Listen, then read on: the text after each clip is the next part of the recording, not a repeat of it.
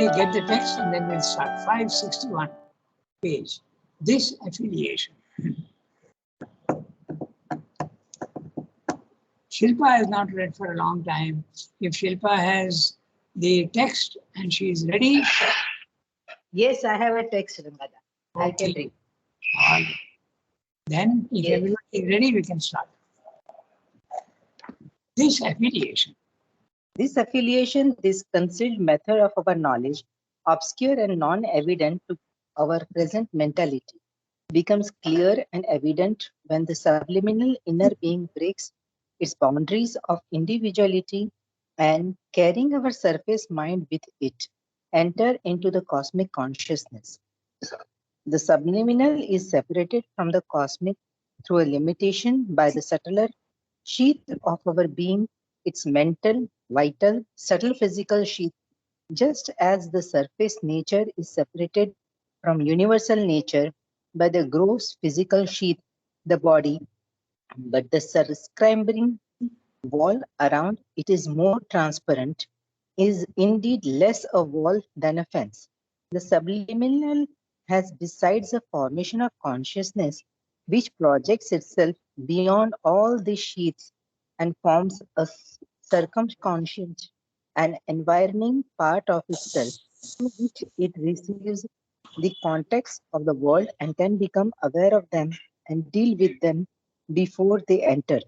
The subliminal is able to widen indefinitely this circumconscious envelope and more enlarge its self-projection into the cosmic existence around it. A point comes where it can break through the separation altogether, unite, identify itself with cosmic being, feel itself universal, one with all existence. In this freedom of entry into cosmic self, cosmic nature, there is a great liberation of the individual being. It puts on cosmic consciousness, becomes the universal individual. Its first result, when it is complete, is the realization of the cosmic spirit, the one self inhabiting the universe. And this union may even bring about a disappearance of the sense of individuality, a merger of the ego into the world being. Another common result is an entire openness to the universal energy so that it is felt acting through the mind and life and body, and the sense of individual action ceases. But more usually, there are results of less amplitude. There is a direct awareness of universal being and nature. There is a greater openness of the mind to the cosmic mind and its energies, to the cosmic life and its energies, to cosmic matter and its energies. A certain sense of unity of the individual with the cosmic, a perception of the world held within one's consciousness, as well as of one's own intimate inclusion in the world consciousness, can become frequent or constant in this opening. A greater feeling of unity with other being is its natural consequence. It is then that the existence of the cosmic being becomes a certitude and reality and is no longer an ideative perception. Ideative perception. Okay. So we are expanding on and explaining more and more about the subliminal being. Okay. So the subliminal being, we have used different words. It is the intraconscious or it's the inner being. You are not identified with your body, mind, life, and you are in the deep inside your own being. It can be in trance, but it need not be in trance also. But in the beginning, I'm sure it is in trance because you enter the subliminal even in sleep. But when you come out, you are not conscious of it. So it is when you are waking consciousness and you enter the subliminal, the outer consciousness of the physical world is bound to become less and less. So your eyes may close or not, but you are not aware of the physical world normally. But afterwards, you are even aware, full awareness of the physical world also, you can be in the subliminal. Subliminal, intraconscious, inner being, all same words. Okay. Now, so I'll do one thing. I'll again read the summary of the previous one so that we get the sense of what is said. Particularly because the word affiliation, what do we mean by that? Affiliation means joining to something. Okay? My society, I have a society and it is affiliated to a larger society. It's like that. Okay? So I'm reading the summary of the previous one. Then we'll continue with this one and see what we mean by affiliation and other things. Now, what he said in the previous one. We have discussed the practical results of the entry into the subliminal. But here we are concerned with the nature of knowledge. We read this yesterday, but there's no harm in refreshing our mental knowledge. Essentially, all knowledge in the Supreme Being is held by identity. That's at the highest level.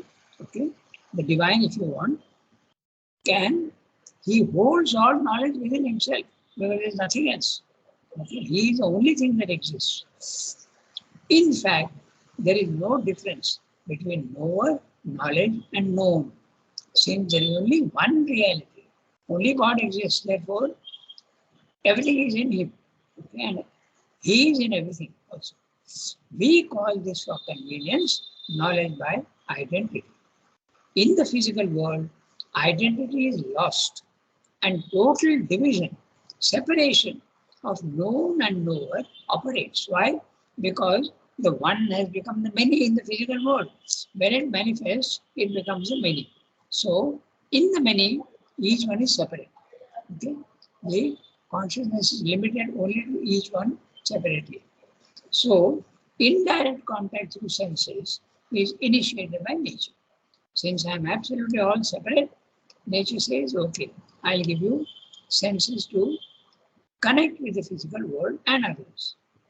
In the subliminal, direct contact between knower and known is possible, and this we find to be a derivation from the original identity.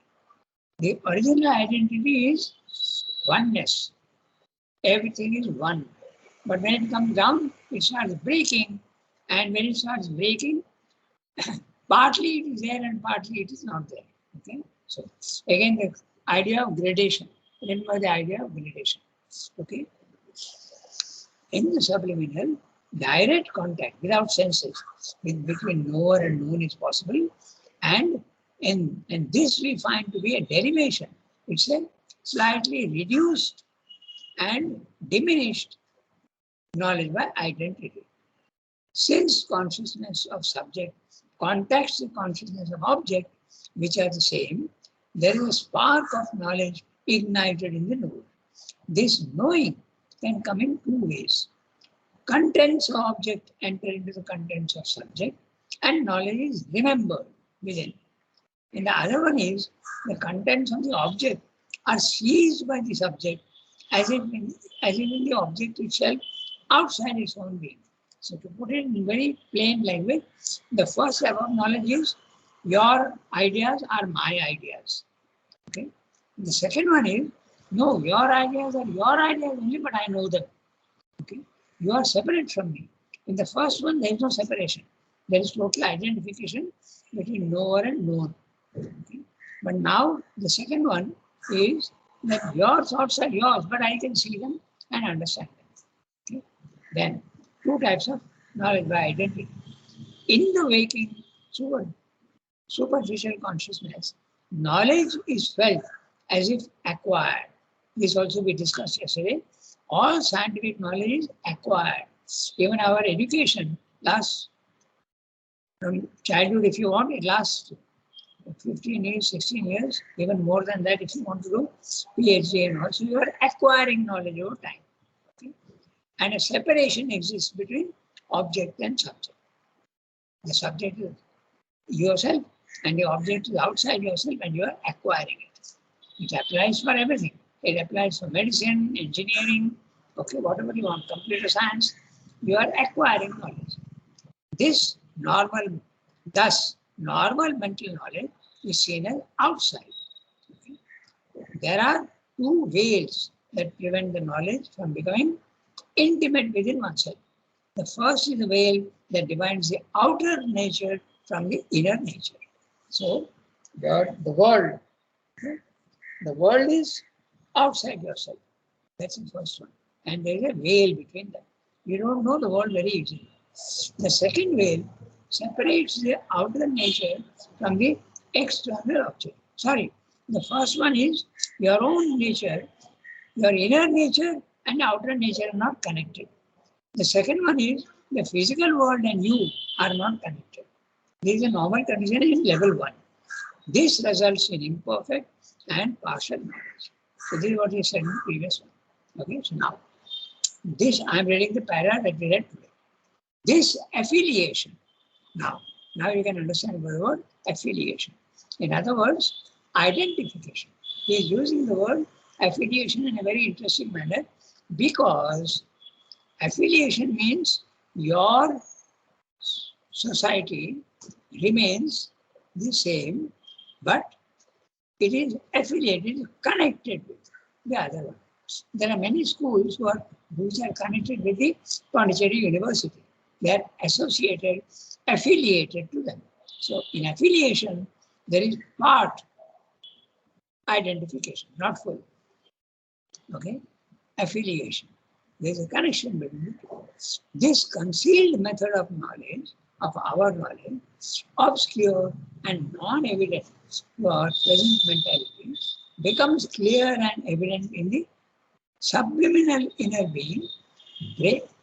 When the subliminal inner being breaks its boundaries of individuality and carrying our surface mind with it, enters into the cosmic consciousness. So, very clear. The cosmic consciousness it can be experienced also in the subliminal, but it can also be experienced in the higher planes of consciousness. Look carefully at what he's saying. The concealed method of knowledge. Concealed method of knowledge is identification, but part identification, not full. Obscure and non-evident in our present mentality, we don't see the connection between that, becomes clear and evident when the subliminal inner being breaks its boundaries of individuality. Breaking the bounds of individuality means no more ego. The sense of separateness disappears. So your ego disappears. And when the ego disappears, what happens? You are not identified with your body mind. You don't feel yourself to be situated, housed, if you want, in your body. You may feel yourself to be outside the body. Okay? Breaks his boundaries of individuality and carrying our surface mind with it enters into the cosmic consciousness. So you are now in the cosmic consciousness. And what does it mean? You feel that the whole cosmos is within you, or also that you are in everything. Okay? I find myself to be in all 5 of you and even more than that. In the beginning, it can be only 1 person or 2 persons. But afterwards, wherever you look, you will see that I am there everywhere. Okay? That's the cosmic consciousness. 2 ways. The cosmic cosmos is inside you and you are in the cosmos, in each thing. 2 ways of experiencing the cosmic consciousness. The subliminal is separated from the cosmic through a limitation by the subtler sheets of our being. Which are the subtler sheets of our being? The inner mind, the inner vital, and the subtle physical. Okay? These are the subtler sheets. The inner mind is 10 times more knowledgeable than the outer mind, and yet it is not fully the supreme mind. Okay? So the subliminal is separated from the cosmic through a limitation by the subtler sheets of our being. So, Sunki had asked me a question about the difference between the 3 levels. Level 1 is you are identified with your body, mind, life. Level 2 is the inner being, the subliminal, where your knowledge becomes much more refined and much larger than the level 1. But if you go deeper inside into the psychic, then it becomes almost perfect. Okay, so there are 3 levels of the knowledge. That's what he's discussing here. He's saying The subliminal is separated from the cosmic. In the cosmic, it will be very much more than even in the subliminal. Through a limitation by the subtler sheaths of our mind, subtler sheaths of our being, mental, vital, subtle physical sheath. Just as the surface nature is separated from universal nature by the gross physical sheath, the body. But the circumscribing wall, circumscribe, circumference is the periphery of the circle. So in other words, limiting. That which is circumscribing, it's a wall, it divides. Around it is more transparent. In the physical world, the circumscription is almost complete. We don't know the physical at all, okay, except through our senses. But here in the subliminal, the division between you and the cosmos is more transparent. In other words, it is less rigid and more subtle. Is indeed less a wall than a fence. Look at Srinivas's language. Okay, a fence divides you, but you can see across the fence. But a wall you cannot see across the fence. So it's a question of again gradation. Okay. The subliminal has, besides the formation of consciousness, which projects itself beyond all these sheets and forms a circumconscient. Okay. The circumconscient is the aura which surrounds your body, and when you, that's what he's saying. The subliminal has, besides, a formation of consciousness which projects itself beyond all these sheets and forms a circumconscient, okay, an environing part of itself through which it receives the contacts of the world and can become aware of them and deal with them before they enter. So, I refer you to Mother's experience of the circumconscient, the aura. Okay. As she was very concentrated one day in Paris, and she was crossing a park, Bois de Boulogne, and she was almost going to enter a road, and the tram car was very, very close, but because she was so concentrated, she didn't see the tram car coming, and she almost had an accident. But it's her aura that saved her. The aura threw her back. Okay? And she got saved. And the tram driver, mother says, was howling and shouting at her in anger. What the hell are you doing? You're not conscious of where you're going. So that's the aura. And the aura protects you. All illnesses, before they enter the body, they come through the aura. And if you are very, very conscious and stabilized in your consciousness, you can feel it coming through the aura. You have the power to stop it there also and throw it out. Okay? Everything comes from the aura. Thoughts, vital feelings, sensations, all these things, even physical forces, they come through the aura and enter.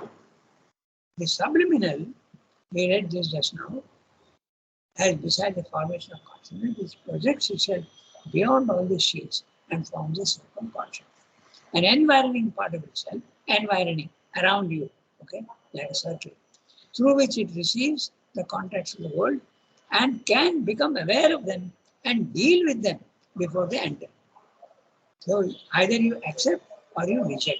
That's why Srinivas is saying, not reject, but deal with it, because you may allow some to come in. Okay? Deal with them before they enter. The subliminal is able to widen. The subliminal is able to widen indefinitely this circumconscious envelope and more enlarge its self-projection into the cosmic existence around it. I remind you of Mother's experience when she's coming from Sri Lanka the first time, okay, 1914. 2 miles outside in the sea, before the ship would land at Pondicherry port, she knew that she is entering Sriamur aura. Even the atmosphere changes for the person who feels it. Okay? So, in fact, your aura is only about 1 centimeter around your body. But in Sriamur's case, 2 miles. So what is there? Your whole consciousness is including everything in 2 miles within everything is you yourself. That's a cosmic consciousness. Okay. So physically, everything in the 2 mile area is part of you. And if you want to know, you have to focus. Because if you don't focus and don't, you must understand the cosmic consciousness. It doesn't mean to say that everything is rushing into you. So then you will be a madman if everything rushes into you. The cosmic consciousness means that whatever you want to know, you can focus on it, concentrate on it, and you will come to know it. At our level, even if we concentrate, we don't know it. Okay? But at that level, the possibility of knowing is there. It doesn't mean that everything is coming into you. Okay? So the subliminal is able to widen indefinitely the circle conscious envelope and more enlarge its self-projection into the cosmic existence around it. Now, next step, a point comes where it can break through the separation altogether, unite, identify itself with the cosmic being. You become the cosmic being, you become the cosmic substance, feel itself universal, one with all existence. So you are now, you feel yourself to be one with all existence. If I am in that consciousness, I will feel that I am in all of you and you are all part of me. Okay? That's what you will feel. So that's a cosmic consciousness, one with all existence. In this freedom of entry into cosmic self and cosmic nature, there is, just one second, in this freedom of entry into cosmic self and cosmic nature. So now, they make a very interesting difference between cosmic self and cosmic nature. We'll discuss that. There is a great liberation of the individual being. So what does it mean by cosmic self and cosmic nature? Cosmic nature is nothing to do with you. It's the world outside you, and you can become that. But the individual being, the individual, where is it gone? The cosmic self.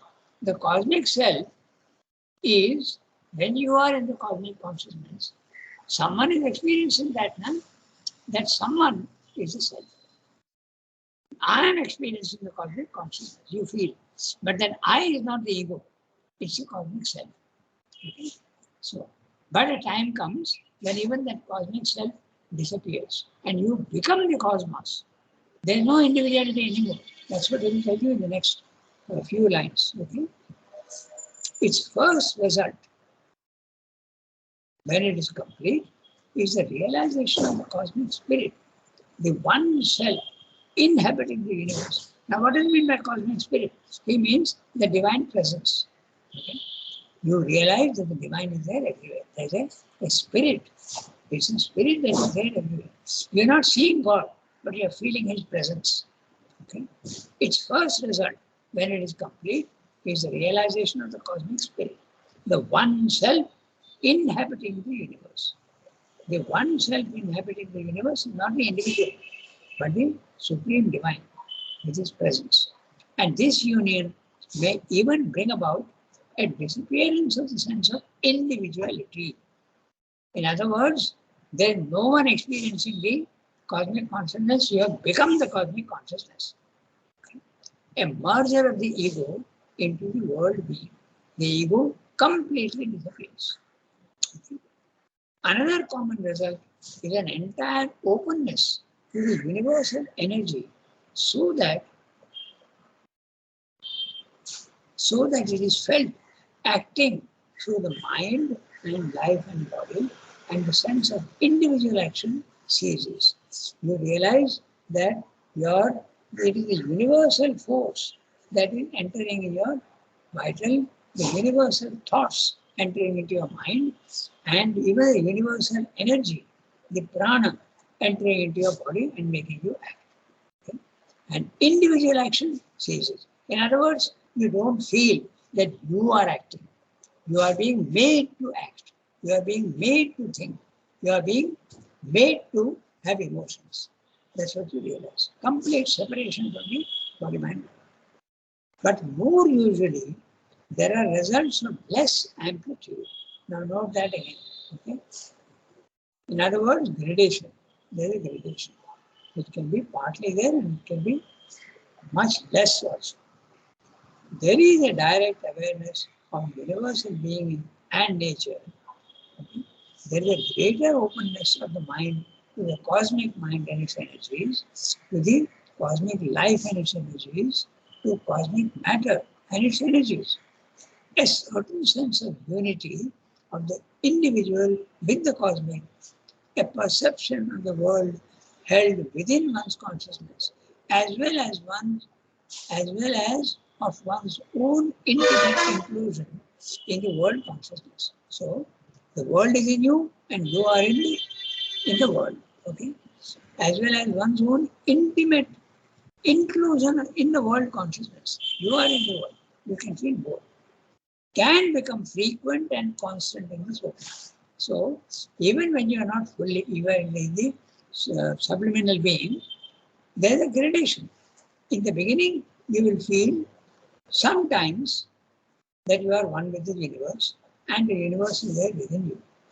Then slowly this increases and it becomes constant. So I'm using the words frequent or constant. So frequent are experiences. Constant is a realization. In this way, a greater feeling of unity with other beings is its natural consequence. That also can be less and more. Okay? So it's natural consequence.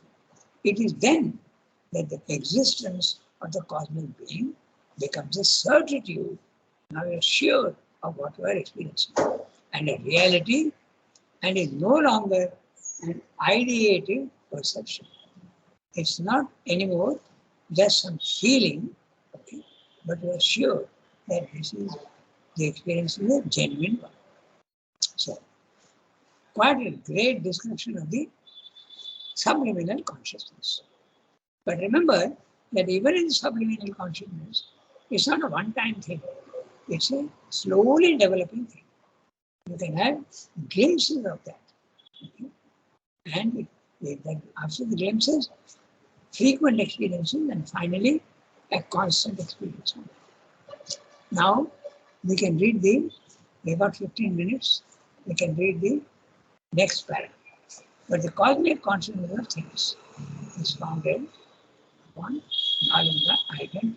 So, Archana, we will read.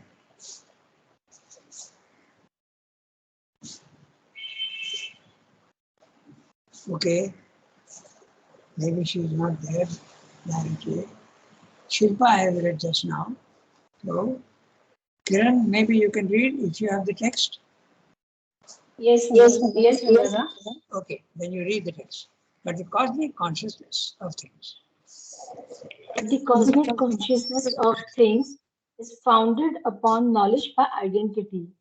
For the universal spirit knows itself as the self of all, knows all as itself and in itself, all nature as a part of its nature.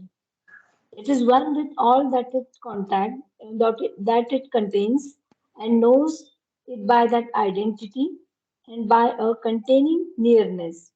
For there is at the same time an identity and an exceeding, and a while from the point of view of the identification there is a oneness and the complete knowledge. So from the point of view of the exceeding, there is an inclusion and a penetration, an enveloping cognition of each thing and all things, a penetrating sense and a vision of each thing and all things. For the cosmic spirit inhabits each and all. But in more than all, there is therefore in its self view and world view a separative power which prevents the cosmic consciousness from being imprisoned in the objects and beings in which it dwells. It dwells within them as an all pervading spirit and power. Whatever individualization takes place is proper to the person or object, but is not binding on the cosmic being. It becomes each thing without ceasing from its outer, larger, all containing existence. Here, then, is a large universal identity containing smaller identities. For whatever separative cognition exists in or enters into the cosmic consciousness must stand on this double identity and does not contradict it. If there is any need of a drawing back and a knowledge by separation plus contact, it is yet a separateness in identity, a contact in identity, for the object contained is a part of the self of that which contains it. It is only when a more drastic separativeness intervenes that the identity veils itself and throws up a lesser knowledge, direct or indirect, which is unaware of its source. Yet, is it always the sea of identity which throws up to the surface the waves or spray of a direct or an indirect knowledge? Okay, so we have some time, we can discuss, but first we'll get a overview of the para that we have just now Sangata, read. sorry, I was on the way. No problem. I was on the way. In between 4-5 minutes, it takes me, so I couldn't respond. It was muted. No problem. No problem. Okay, so I'm reading the summary of what we have just now read. So we have an overview of the whole thing. Okay, so he's saying, just one second.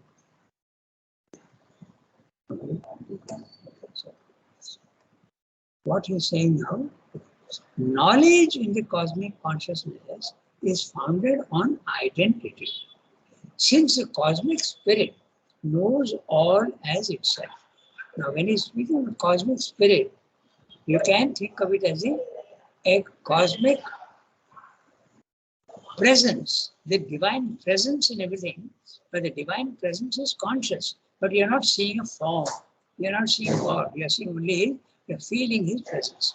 But that presence is absolutely conscious of itself. That's a cosmic spirit, knows all as itself. The cosmic spirit contains all and is contained in all. So that is God in the many and many in the God. Okay? That is to say, the cosmic spirit is all, yet exceeds all.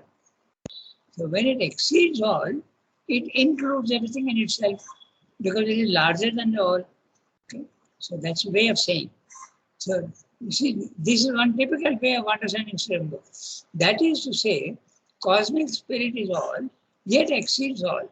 So when it is all, it is identified with the cosmos. But when it exceeds all, the cosmos is included in it. So that's it. One in the many and the many in the one. Therefore, as knowledge is by identity and also by separation, when it comes in contact with all, it is by identity. When it is in all, it is by penetration. Okay? When it contains all, it is by identity. When it is in all, it is by penetration.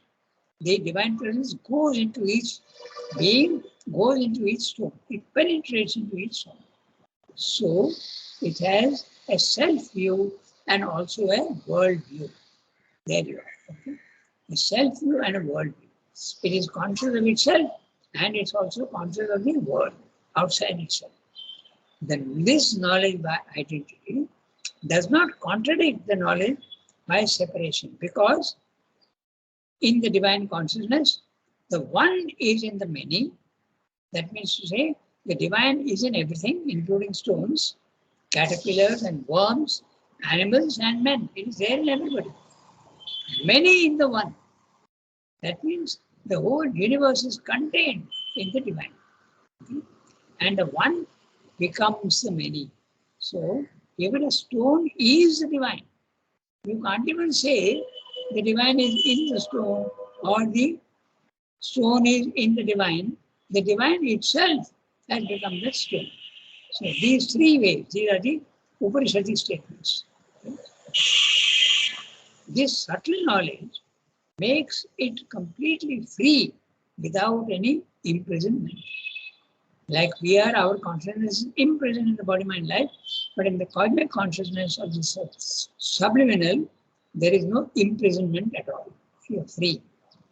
Even when the separated individuality comes in outer nature, it is a cosmic spirit which veils itself voluntarily in order to experience the world from an individual standpoint. So this is what is saying in this paragraph is just not right. Okay, so we go back to we have 5-6 minutes. So we can go through. So repetition, most of the idea of the repetition, so there's not much of a problem. I'm reading each sentence. But the cosmic consciousness of things is founded upon knowledge by identity. You come to know everything because your consciousness is entering into each thing, and each thing is entering into your knowledge.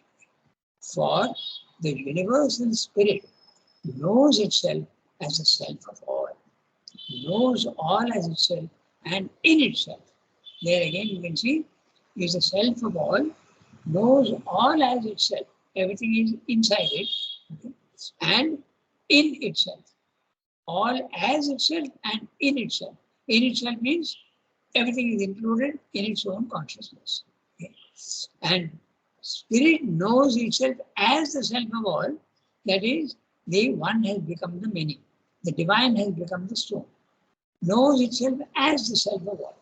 Knows all as itself. Okay. And in itself. Knows all nature as part of its nature. It is one with all that it contains and knows it by that identity. Okay? It is one with all that it contains. So, although it is separate, yet it contains everything and it's also there in everything. They are very difficult for the mind to understand, but yeah, either you are outside or you are inside. How can you be both? But that's exactly what he's saying.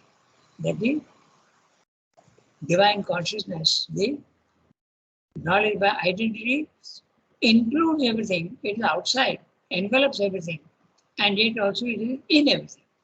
Contains and knows it by that identity and by containing nearness. Look at that. Containing nearness. If you are everything is contained in your consciousness, and therefore you feel the nearness. Okay? For there is at the same time an identity and an exceeding. The identity is the nearness, and the exceeding is it contains everything. Okay? Exceeding. And while from the point of view of the identification, there is a oneness and complete knowledge, so from the point of view of the exceeding, there is an inclusion and a penetration. So inclusion as well as penetration. An enveloping cognition of each thing and all things. A penetrating sense and vision of each thing and all things. Sometimes you can get lost in the words, but what he means is, mother is in that consciousness, and if she wants to look at you, she will look into you and immediately see what your thoughts are, what your feelings are, and what you are. Your condition even she will know. Okay, she doesn't even have to make an effort. Okay, so that's what it means.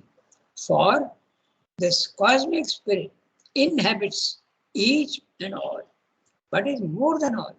So, more than all is difficult for the mind to understand, but more than all means it contains everything. It inhabits in all and more than all. There is therefore in its self-view and worldview a separative power which prevents the cosmic consciousness from being imprisoned in the objects and beings in which it dwells. In other words, you can feel yourself to be separate from each thing, but you can also feel yourself to be in each thing. So,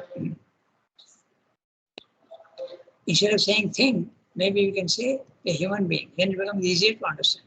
Okay? I can feel you to be part of me, and I can feel also myself separate from you, and I can know your thoughts and your feelings, and even what you're going to do. For the cosmic spirit inhabits each and all, but is more than all. There is therefore in its self-view and worldview. Okay? Self-view, individual, identification. Worldview, including.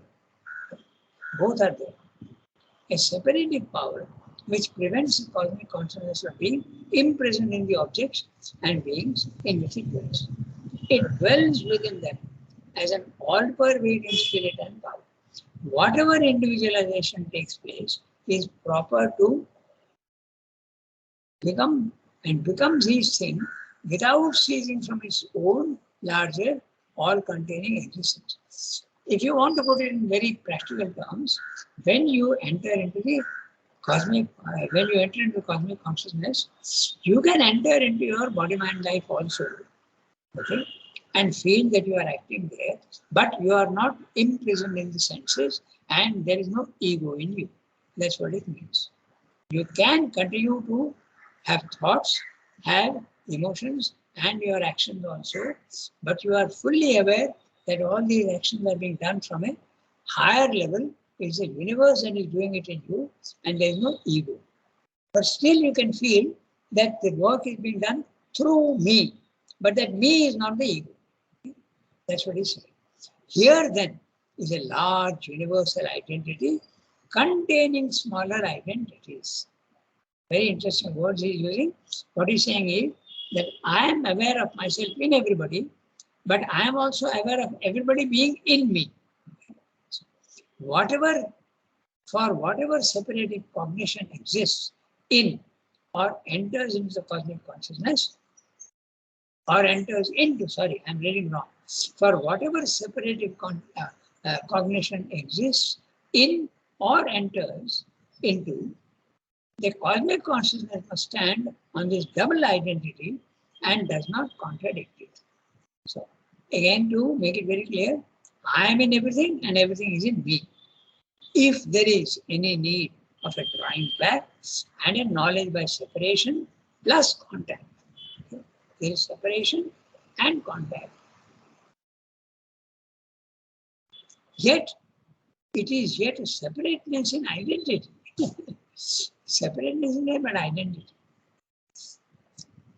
Somewhat like mother's consciousness contains all the sadhaks. Okay? So, there she is aware of each one separately, that's a separation, and she is aware of each one in her own consciousness, that's an inclusion. A contact in identity. For the object contained is part of the self of that which contains it. So, it's very interesting the way he put it. For the object contained is part of the self of that which contains it. So, I am in mother's consciousness, and mother is fully aware that her consciousness includes my consciousness. Okay? In fact, that's how she used to protect. Okay? There was once a serious accident, and in the lake, there was a boy who drowned, and something did not happen to some of them, particularly Bhakti and others. And mother said, nothing happened to you because you are in my consciousness and you are protected by me. So, therefore, nothing can happen. If there is any need of a drawing back and a knowledge by separation plus contact, it is yet a separation in identity, separateness in identity, a contact in identity. Contact and identity, both. It sounds contradictory, but that is possible. For the object contained is part of the self of that which contains it. It is only when a more drastic separateness intervenes that the identity veils itself and throws up a lesser knowledge, again the gradation, direct or indirect, which is unaware of its source.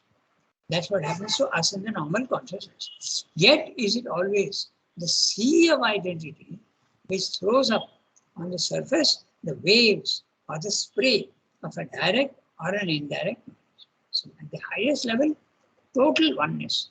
But as it keeps coming down, the one becomes the many, and in the many, you can have a consciousness that includes all, but you can also have a consciousness which becomes all. Okay? So that's what it's saying.